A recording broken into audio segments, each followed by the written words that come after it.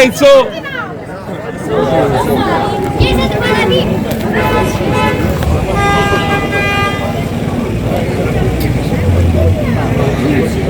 Ci vuoi dire qualcosa? Oltre a ringraziarvi Silenzio! anche se vado via sarà sempre la mia. Spero che questi anni questa roba passi anni presto per tornare qua.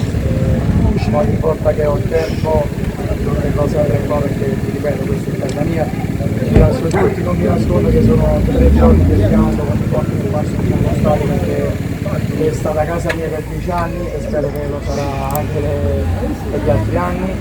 E sono contento di festeggiare insieme a voi domenica e spero che andrà tutto bene e porterò sempre Napoli nel cuore e farò sempre il tifo per Napoli. Bravo!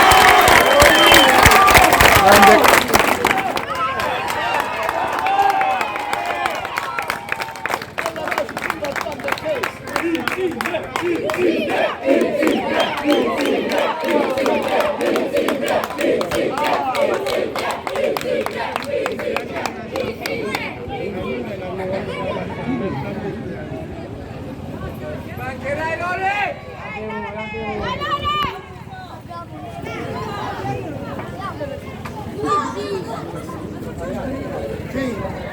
Lo so,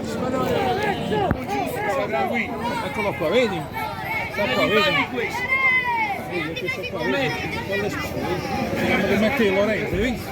Ma tu non mi solo, hai scritto non mi tu.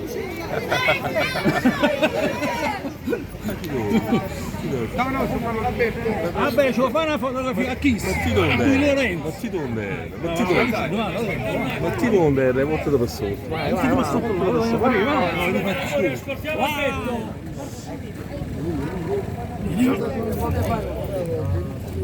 Questo non è perché non ho facciato la televisione. Questo è un gesto d'amore che facciamo nei tuoi confronti per quello che sei stato, per quello che hai dato e per la maglia che hai indossato e che l'hai sempre onorato. Ci dispiace proprio, sa come, ci dispiace enormemente questa situazione che sei venuta a creare, però rispettiamo la tua decisione, rispettiamo tutto quello che hai fatto. L'Ultras Napoli Curva B 1972 ti vogliono onorare con questa targa e domenica ci sarà un altro pensiero per te allo stadio.